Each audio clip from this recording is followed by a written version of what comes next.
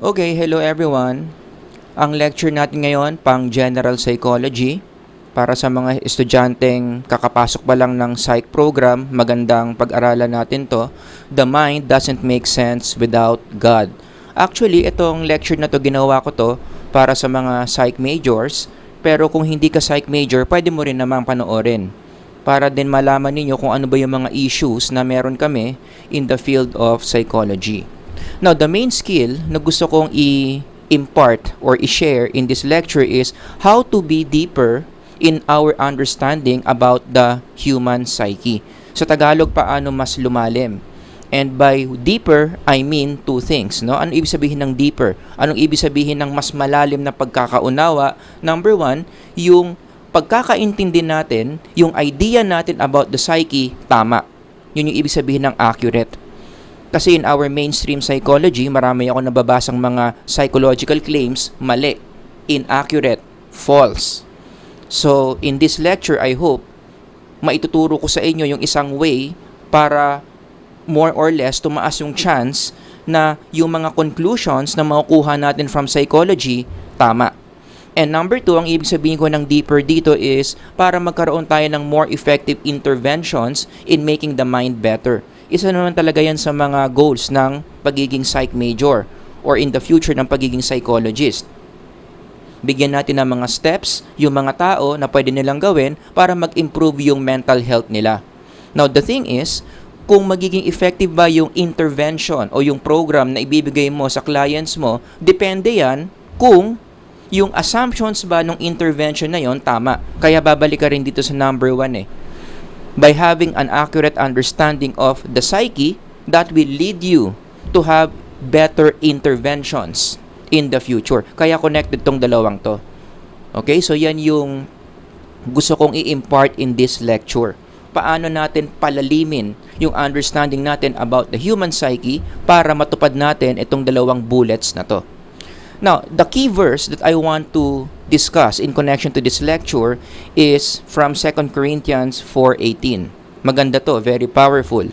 Sabi ni Paul, so we fix our eyes on what is seen, not on what is seen, but on what is unseen. For what is seen is temporary, but what is unseen is eternal. Now, linawin ko lang, yung key na term in this passage would be the word unseen. So, meron daw dalawang realities ang buhay. Merong seen world or observable world, meron din tayong unseen world. But in this lecture, ang focus natin is doon sa unseen. Kasi yung unseen world that Paul was talking about here, may kinalaman yan sa psychology, as you will see as I go along. Okay? So, yung unseen dyan, ito yung tinatawag na spiritual world. Other than the seen world. Yung seen world, ito yung kayang masense ng five senses natin.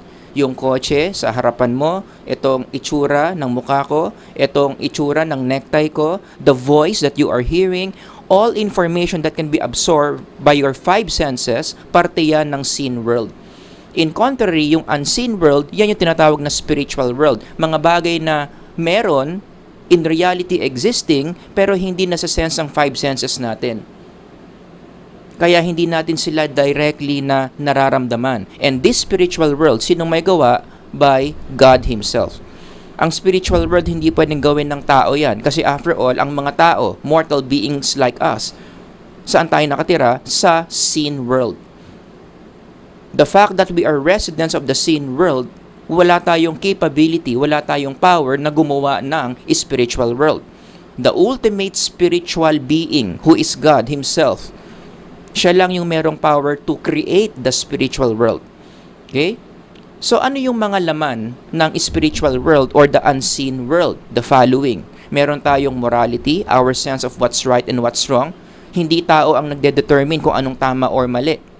Meron na talagang mga bagay na tama at mali. Human beings just discover this. We have values, specifically human values. Ito yung mga behaviors, mga traits that we consider to be good for our existence.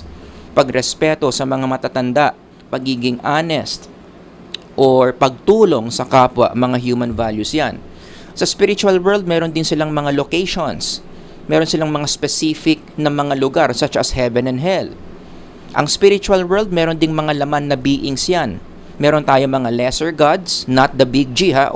There's only one big G, God, the ultimate God. Pero meron din mga lesser gods. More about that in my other lectures. We have angels and we have demons. Kaya totoo ang mga demonyo. Totoo ang spiritual possession. All throughout the Bible, talagang pinaniniwalaan na totoo, pwedeng mangyari ang demon possession. Kahit nga naman ngayon in our modern times, meron naman talagang mga demon possession. So, i-discuss ko na lang yan in some of my lectures. Pero ang gusto kong i-emphasize dito is the psyche. Isa rin tong parte ng spiritual world. Bakit ko gusto i-emphasize yung psyche? Because ito yung word, ito yung element na pinaka-related sa field na pinag-aaralan natin, which is psychology. For those of you who are psych majors, lalong-lalo na yung mga nag-gen psych dyan, let me clarify something about the psyche. Kaya mo tinawag yung sarili mo na psychology major, saan ka magaling? Sa psyche. The term psychology came from the Greek root word, psyche, which means what? Spirit. Yan yung pinag-aaralan natin sa psychology.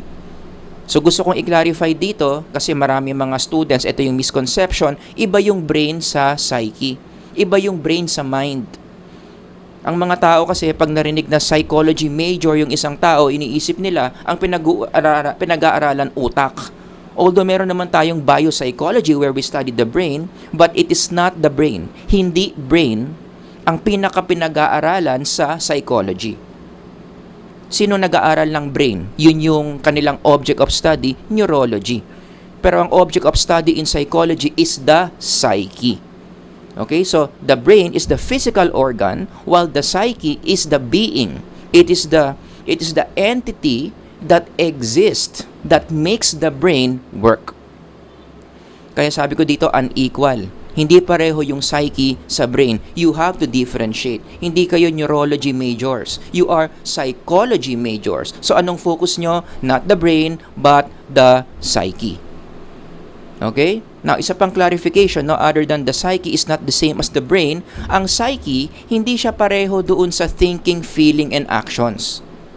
Although these words are very important in the field of psychology, alam nyo bakit? Yung tatlong yan yung foundation ng field in the first place. Kapag psych major ka, saan ka magaling? Sa psyche. What about the psyche? Anong pinag-aaralan natin about the psyche? Yung tatlo.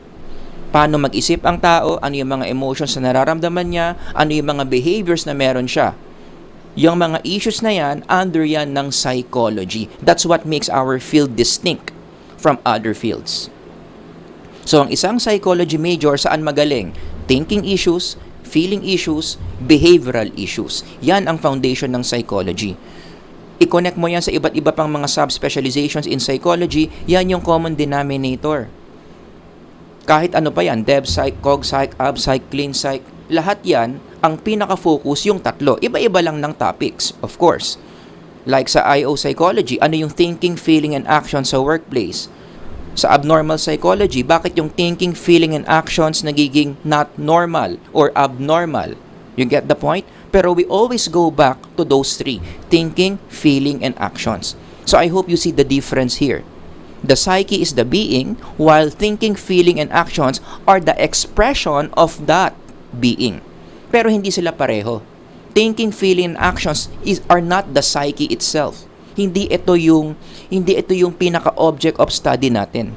Ito lang yung pinag-aaralan sa field. Pero ang object of study, ang pinaka-entity na pinanggagalingan, kaya nga sabi ito, expression. Saan galing yung thinking, feeling, and actions? Doon sa psyche. Alright? So I hope you see the difference here. Now, i-emphasize ko to, no? Kaya nga, in connection to these things I'm saying, kung psych major ka, at naniniwala ka sa mga studies under these specializations in psychology, anong ibig sabihin yan? Ina-acknowledge mo na meron talagang psyche. 'Di ba ang labo mo naman kung nag-aaral ka ng Dev Psych, Cog Psych, Ab Psych, thinking, feeling, actions, pero hindi ka naniniwala na may psyche. Para mo na ring sinabi na pinag-aaralan mo yung ilaw, pero hindi ka naniniwala sa araw. You see the point? Kaya kapag psych major ka, pinag-aaralan mo yung thinking, feeling, and actions, it assumes that you believe that a psyche exists. Imposible naman kasi nag-aaral ka ng mga bagay na walang pinanggagalingan. So those thinking, feeling, and actions that we study in psychology confirms that there is a psyche. And I want to take this a level higher. Kapag psych major ka, naniniwala ka sa mga studies ng different subspecializations in psychology, in a way, you partially confirm that there is God. After all, psyche is a spiritual being. It is a spiritual entity. Saan galing yung spiritual entity kung hindi ginawa ng tao? It is created by an almighty God. Kaya kung naniniwala ka sa psyche, in a way, you partially confirm the existence of a God. Kasi kung walang God, walang psyche kang pinag-aaralan. Pero may mga nakikita kong mga psychologists, hindi na lang ako magbabanggit ng mga pangalan, they are openly claiming that they are atheists. I don't get that. You call yourself a psychologist, you believe in a spiritual being, which partially means you believe in the spiritual world, which partially means you believe in God. But many of the psychologists, sasabihin nila, walang Diyos. Pero ang pinag-aaralan nila necessitates, kinakailangan yung condition na may Diyos. There can be no psyche without God. So anyway, ito yung assumption that I want to highlight. Yan yung implication. If you are a student of psychology, lalong-lalo na if you are a teacher of psychology. Kasi saan ba nanggaling yung psyche? Bakit ko nasabing it partially confirms that you believe in God? Well, we have to study, we have to trace back the origin of the psyche. Diyos ang may gawa niyan. We go back to Genesis 2:7. Paano ba lumabas yung psyche? Then the Lord God formed him from the dust of the ground and breathed the breath of life into his nostrils, and the man became a living being. If you notice here, yung sequence dito, ang unang ginawa yung katawan, yun yung dust of the ground. So yung physical na katawan natin yan, ulo, kamay, paa, tiyan, noo, ilong, and that includes the brain. Kasi ang brain pag namatay, bumabalik din yan sa lupa. And if you notice, during the time that God created the physical aspect of a human, hindi pa buhay. There was no indicator that says buhay na yung katawan na ginawa ng Diyos. Meron pang kinakailangan mangyari before that physical body become alive. And what is that? If you read again, nakalagay naman dyan, God breathed into his nostrils the breath of life. Yung breath of life na yan, in its original term, it means the spirit, which also means the psyche. So yung psyche, pumasok doon sa katawan that makes the body alive. So hindi yung katawan, hindi yung brain yung nagpapabuhay sa atin. Not the brain. It is the psyche, the non-physical element from God that makes us alive. Kaya tayo may pinag-aaralan na thinking, feeling, and actions. It is because of the presence of that psyche inside us. After all, in the first place, we are the psyche. We are not our body. Yun. So kaya, again, gusto ko i-highlight yan. Kapag naniniwala ka sa psychology, pinag-aaralan mo ang psychology, you call yourself a psych major, you are a psychology professional, again, kahit sabihin mo pang atheist ka, kahit sabihin mo pang agnostic ka, in a way, you are confirming the reality of the spiritual world and the reality of God. And also, gusto ko lang i-emphasize yung isa pang mahalagang idea dito, no? Going back to the idea that it was the psyche that made the body alive, anong ibig sabihin yan? Between the psyche and the body, mas powerful ang psyche. Mind over matter. Kasi may mga psychologists din akong mga naririnig, baliktad ang pananaw. In fact, may mga psychologists na atheists, hindi sila naniniwala na may mind. We are all matters lang daw. Ano lang daw tayo? We are just brains. Kaya para sa kanila, to understand a human being means, pag-aralan lang natin yung brain. Lahat ng psychological experiences natin, pag in love tayo, pag close tayo kay God, kapag tumutulong tayo sa ibang tao, kapag motivated tayong mag-aral, lahat daw yon can be explained by reasons in the brain. Hormones lang yan, brain cells lang yan. Meron lang part sa brain mo na hindi gumagana, kaya meron kang mental disorder. Ganon ang pananaw ng ibang mga psychologists. But then again, if we go back to this origin of the psyche in connection to the body, you will sense na this is not accurate. We are not the brain. We are the psyche that controls the brain. It is the psyche that controls the brain, not the other way around. In fact, recently, merong malakas na ebidensya dyan to support that we are not our brains. For so long, akala ng mga psychologists, especially in the field of clinical psychology, ang depression, ang pinaka-cause daw niyan, mababa ang serotonin. That's why if you know your ABPSych, your clinical psych, ano ang gamot sa depression, bigyan mo ng gamot para tumaas ang serotonin levels. For too long, yun yung paniniwala. 'Di ba? Yung psychological experience na depression, ano ang cause? Brain factor. Kulang lang sa ganitong hormone yung brain, kaya depressed. Therefore, pag depressed ka, turukan kita ng gamot para tumaas ang serotonin. Oh. Fast forward, anong nakita ng mga recent researches? Mali na pala yan. Okay? For too long, mali ang paniniwala ng mga scientists. It is not the serotonin that causes depression. In fact, it's the other way around. Hindi pala porket mababa ang depression mo o ang serotonin mo, depressed ka. No. It's not low serotonin that causes depression. The psyche becomes depressed. And then the brain reacts in such a way, mababa ang serotonin niya. So yung low serotonin is not the cause of depression, rather the effect of depression. Nagets nyo? Kaya mababa ang serotonin mo kasi depressed ka, not the other way around. Kanina kasi, kaya ka depressed, mababa serotonin mo. Mali. Kaya ka mababa ang serotonin kasi depressed ka in the first place. Sino ang depressed? Kaya bumaba yung serotonin mo, yung psyche.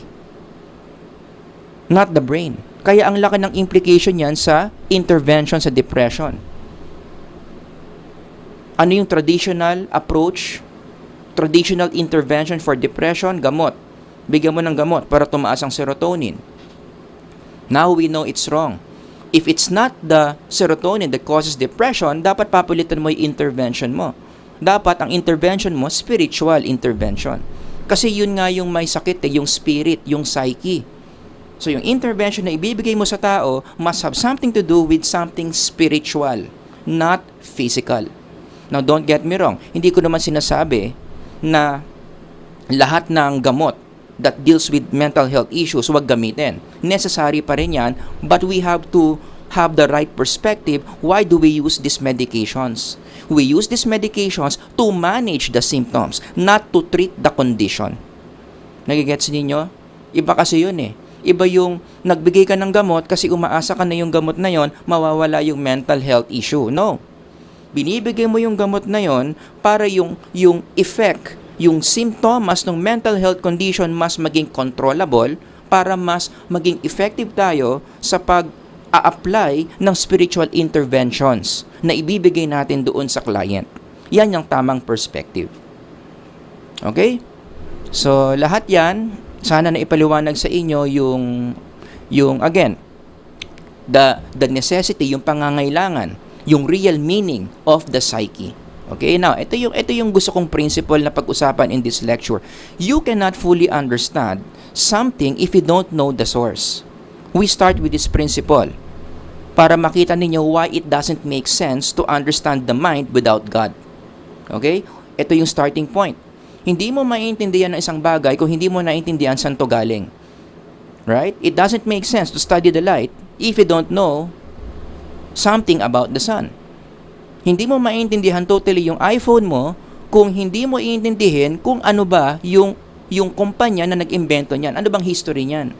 Bakit yung iPhone ganyan ang forma, ganyan yung features? Para maintindihan mo, pag-aralan mo yung source. Sino ba nag-develop niyan? O, in DevPsych, alam nyo to, yung mga psych majors dyan. Paano tayo dadami yung knowledge about infancy? Saan natin nakuha yung mga information natin about psychological functionings of infants? From understanding the parents. Bakit ganyan ang ugali ng bata? Bakit ganyan ang kulay ng mata niyan? Bakit siya underweight? Bakit siya overweight? How do we answer these questions? We go back to the source of the baby, which are the parents. The more you understand about the parents of the child, the more you understand about the parents, the more you understand about the baby. Okay? So all these examples reflect this principle. You cannot fully understand something if you don't know the source. Now, you apply the same principle sa psyche. Ito na yung main message ng lecture ko. 'Di ba sabi ko sa psychology, ang pinaka-focus natin, the psyche. Yun yung being. Yung expression ng psyche, yung thinking, feeling, and actions. Okay, pero hindi ito yung psyche. Ito lang yung mga patunay, ito yung indicators na merong psyche. Okay, now, in psychology, ito yung pinag-aaralan natin, thinking, feeling, and actions. At marami na tayong alam dyan. Pero ito ang point ko, para mas lumalim yung understanding natin about thinking, feeling, and actions, we have to better understand the psyche. Hindi naman pwedeng sa psychology, puro lang tayo nandito. Lagi lang natin pinag-aaralan yung expression, yung epekto, at hindi natin pinag-aaralan yung pinanggagalingan ng epekto, which is the psyche. Now, here's the question. Fine. Paano natin mas pag-aaralan yung psyche? Para mas lumalim yung understanding natin of thinking, feeling, and actions. Anong sagot dyan? There's no other way to understand the psyche but to understand the origin of the psyche, who is God Himself. Kaya dito ngayon papasok yung konsepto ng Diyos in connection to psychology. Hindi mo fully ma-understand. Kulang-kulang yung mga knowledge na makukuha mo kung dito ka lang lagi. Kailangan intindihin mo tong psyche.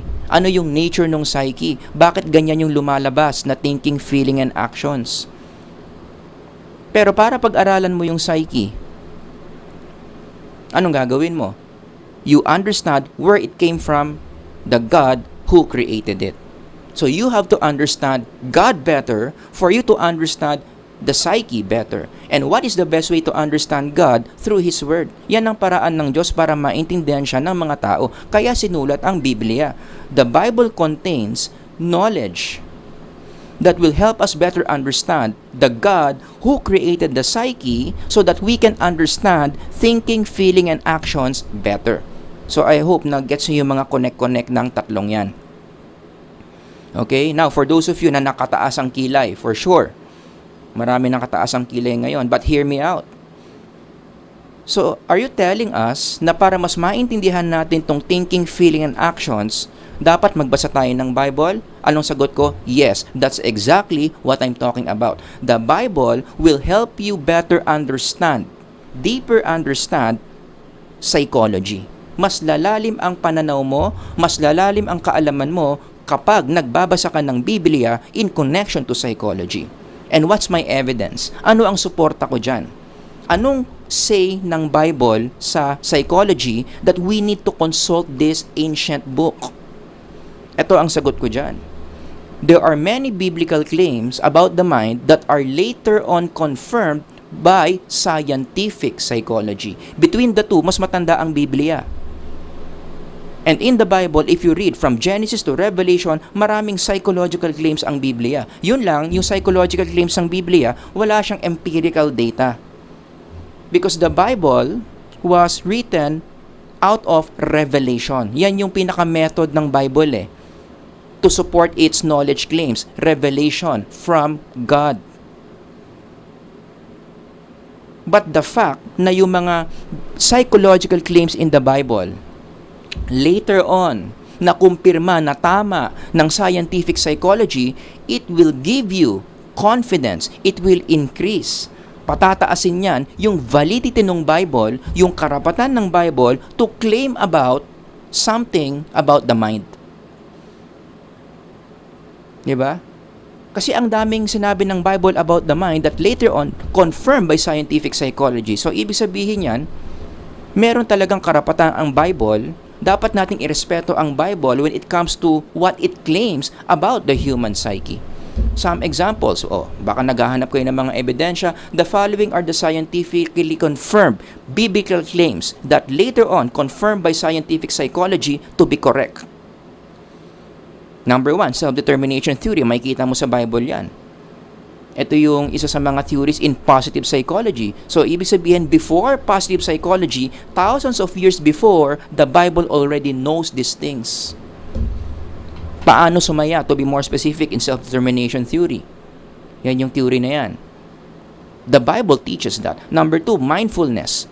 Merong unconscious sa Bible. Tinuturo na rin yan. Even before Freud conceptualized the unconscious, the Bible already knew that there was the unconscious.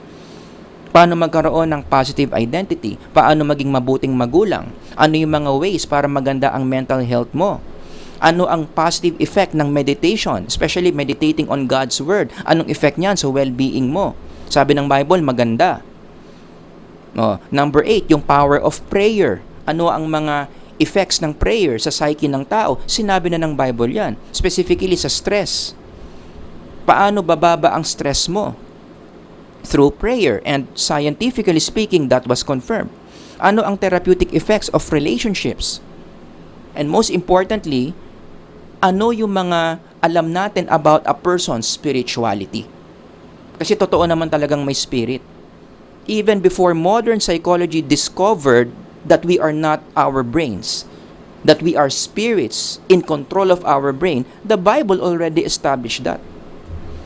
Ang Bible lang nag-claim na meron tayong spirituality. After all, we are spiritual beings. Meron tayong spiritual life different from our physical life. Again, Genesis yan. Babalik tayo dyan.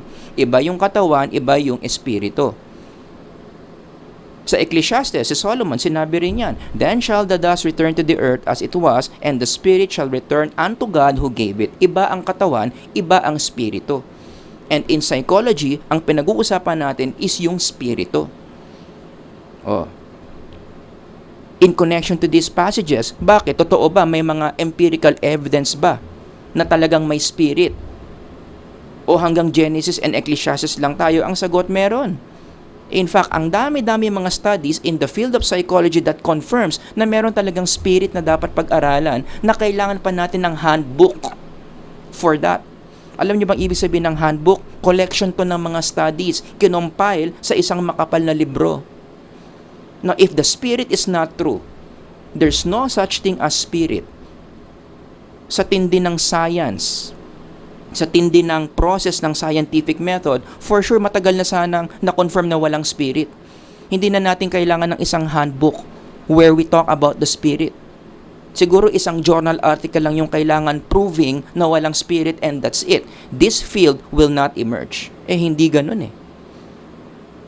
Sobrang daming studies confirms that there is a spirit, that human beings have spirituality, that we need an entire handbook to present all the studies that affirm the reality of the spiritual world. Specifically, our spirit, our psyche. Nagigets ninyo? Kaya, ito ang isa pang reason why we really need to consider the Bible to be a source of our psychological knowledge, no? Kasi ang Biblia, nag-establish siya ng mga foundational truths about the psyche. The most important psychological questions are answered in the Bible, such as what? The following, Numbers 1 to 4. What is the psyche? What is the condition of the psyche? How do you improve the psyche? Ano ba yung mga risks? Bakit ang psyche nagkakasakit? Nagkakaroon ng mental health issues? These 4 are all discussed within God's Word. Kung magiging masipag lang kayong magbasa, dinidiscuss yung 4 na yan. And these 4 questions, again, ito yung foundation ng psychology. After all, kaya in-establish yung psychology to answer these questions. Ang point ko, ang Biblia sinasagot na yan. Ayaw lang pakinggan ng mga psychologists na deads sa scientific method, which is hindi tama. Remember the respect that we need to give the Bible given this.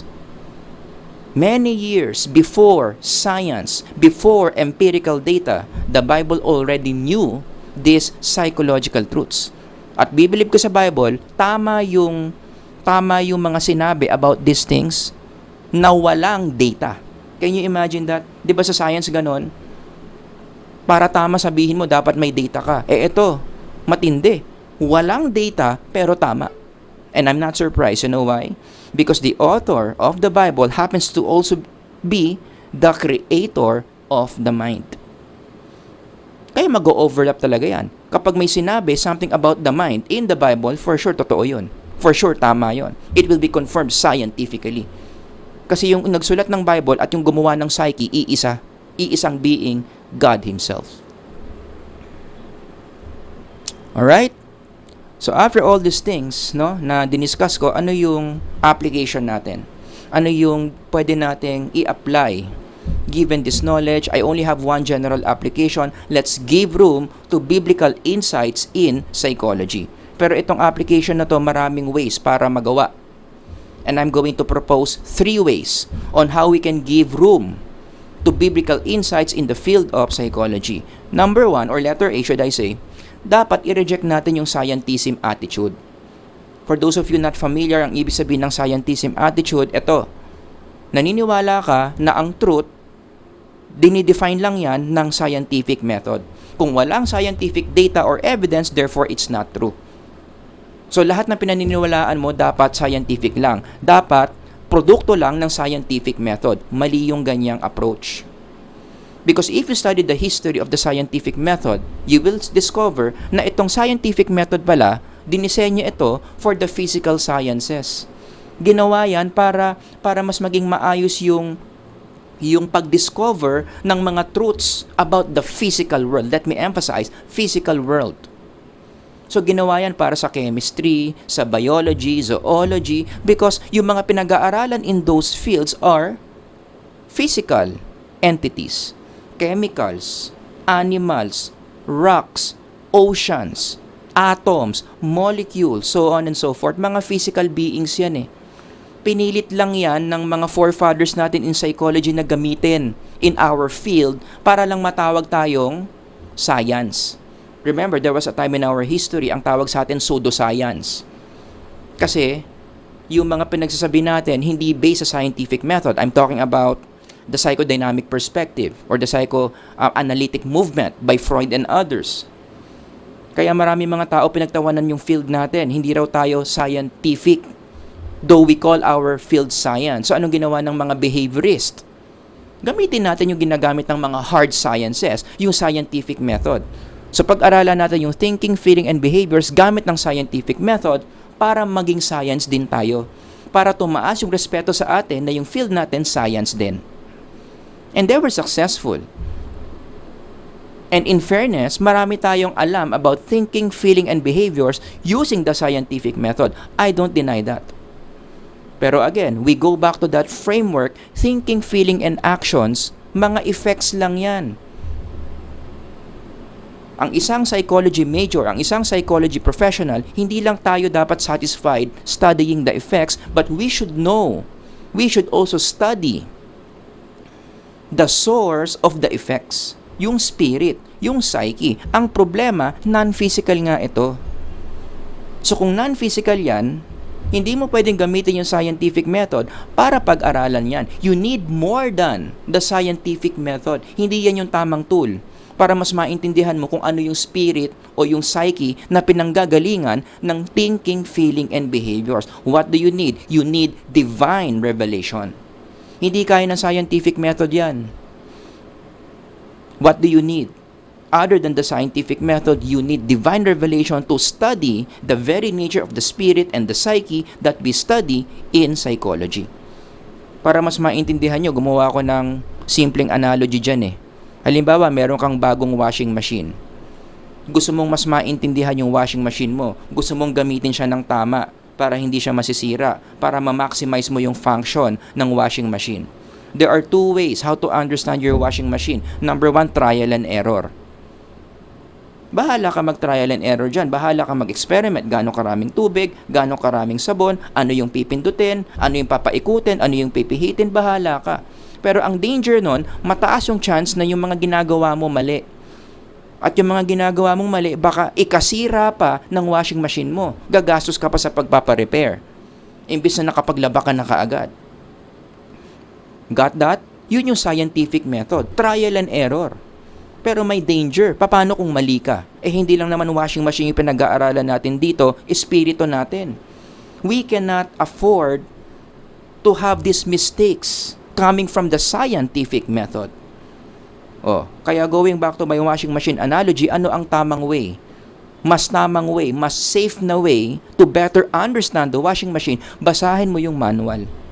Andyan lahat ng instructions na tama tungkol sa washing machine. Bakit? Bakit yung mga nakasulat sa manual tama? Kasi yung nagsulat ng manual, yung designer, yung creator ng washing machine.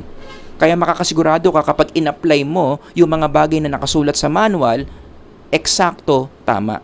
In the same way, in the psyche, when you study God's Word, and you let God's Word teach you how the psyche works, what's the nature of the psyche, what is the correct intervention for a certain condition, most likely, tama yung understanding mo about the psyche kasi yung nagsasabi sa iyo ng tungkol sa psyche, yung gumawa mismo ng psyche, God Himself.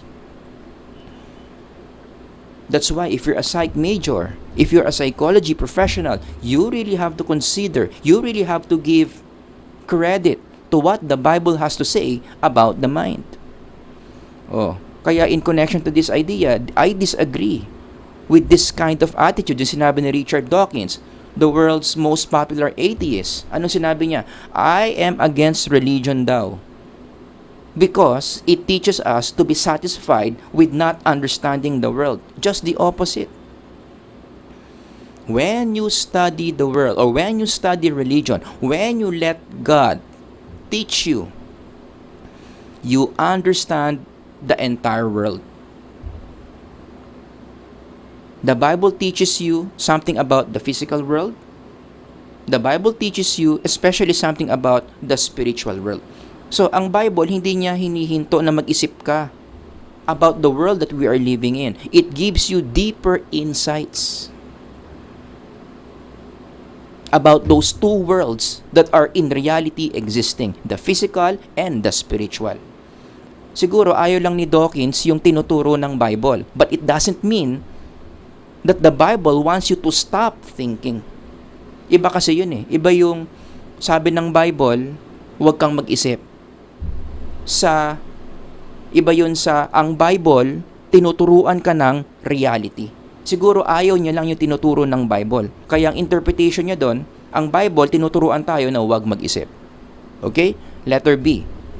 Other than rejecting scientism attitude, letter B, we need to make psychology multidisciplinary. Anong ibig sabihin ng multidisciplinary? Hindi tayo nakakulong sa psychology lang, sa scientific method lang, sa mga sinulat lang ng mga psychologist.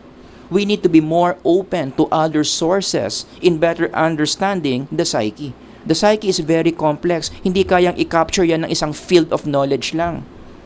And one of the extra sources na dapat nating papasukin in our field, I would say, would be the Bible. The Bible should be considered as one of the resources to help us better understand the mind. After all, di ba sinabi ko kanina yung karapatan ng Bible? Ano yung karapatan ng Bible to claim something about the human mind? Ang ganda ng record niyan. Without any hardcore data. The following claims of the Bible about the mind, later on, napatunayang tama. Without data, without scientific method, so dun pa lang, dapat meron ka ng respeto sa Biblia when it comes to psychological things. To be more specific, ano ang pwedeng maging silbi ng Bible in connection to science? The Bible can be a source of hypothesis. Pwede nating gamitin yung Biblia para magkaroon tayo ng topic o ng research question na pwede nating sagutin through hardcore scientific method. Ganun dapat ini-integrate natin yung Bible and science. Like for example, eto nangyari na to noon Ito yung looking back in history, ito yung hypothesis. Ano sinabi ng Bible? Relationships are good for us. Later on, napatunayan ng scientific psychology, totoo nga. Sabi ng Bible, ito ang tamang parenting. Later on, ano sinabi ng mga studies in DevPsych on parenting? Tama nga ang Bible. Ito ang tamang parenting. Authoritative ka dapat. Hindi ka puro pagmamahal. Dapat balanse, pagmamahal, pagdidisiplina para umaayos yung development ng character ng bata. Anong sinabi ng Bible, specifically ni Kristo about stress management? Anong hypothesis? Hindi pala si Jesus to, si Saint Paul in Philippians. Anong sinabi? If you're stressed, you pray about it. Do not be anxious. How not to be anxious? You pray about it. And later on, fast forward, sa positive psychology, that's what they found out. That people who pray more have lower levels of stress than those people who never pray. Got that? So, the Bible gives us hypothesis that we can later on confirm through the scientific method. Okay? O again, ulitin ko lang. Ano yung mga hypothesis na binigay na ng Bible that later on confirmed by science? The following. Ang ganda ng record ng Bible dyan. O, kaya in connection to this, no, ang isang concrete example ko dito, mali yung ganyang attitude. At marami mga teachers kasi ganito in psychology in different universities.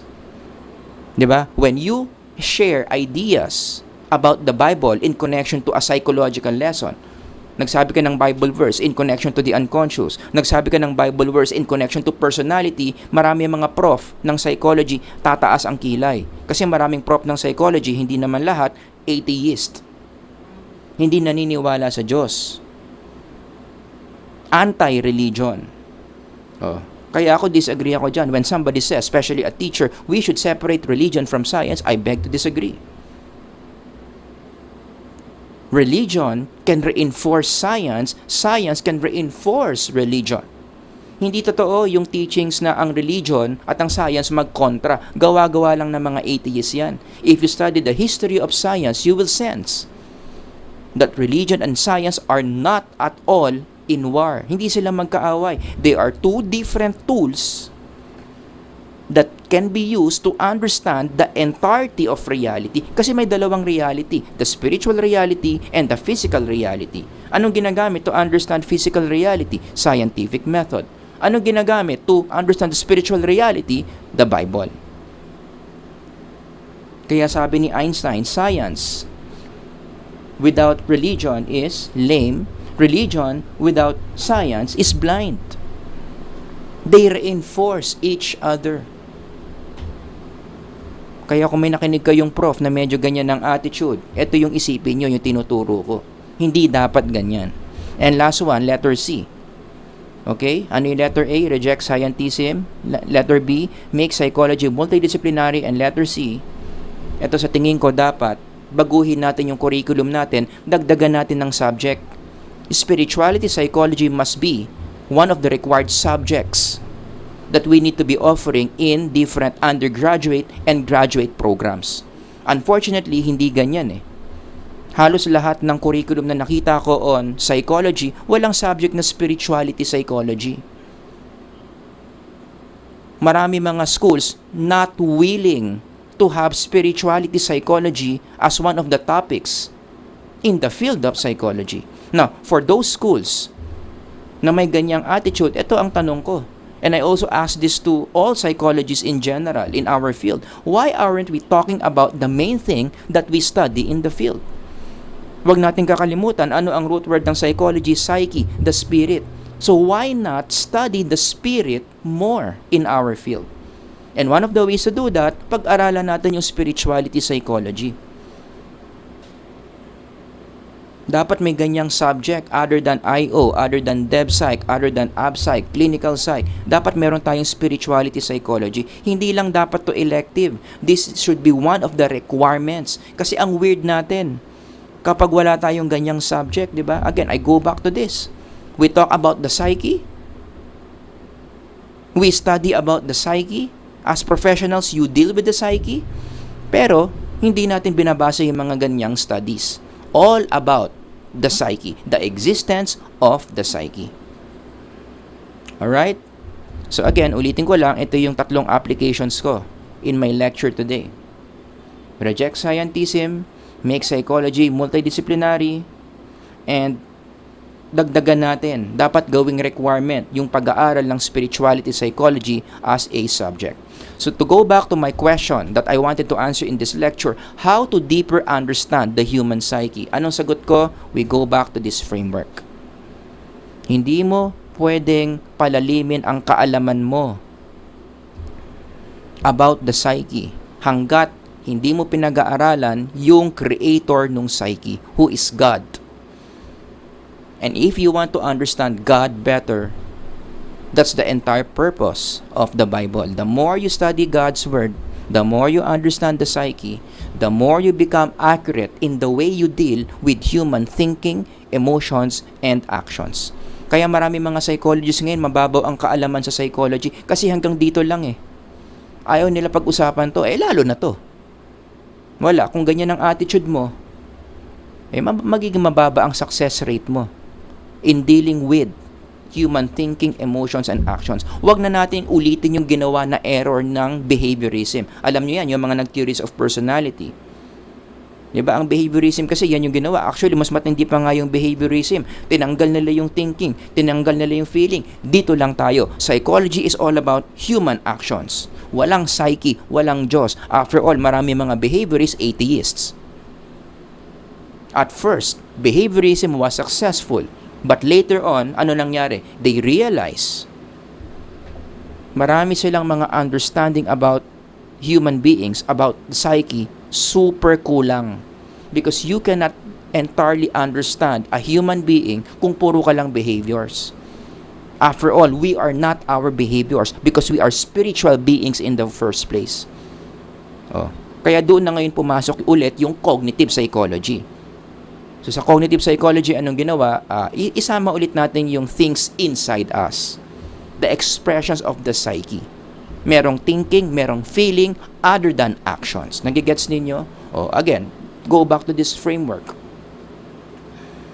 Mas gusto mong gumaling na psych major, gusto mong gumaling na psychology professional, you have to have a full understanding of the psyche.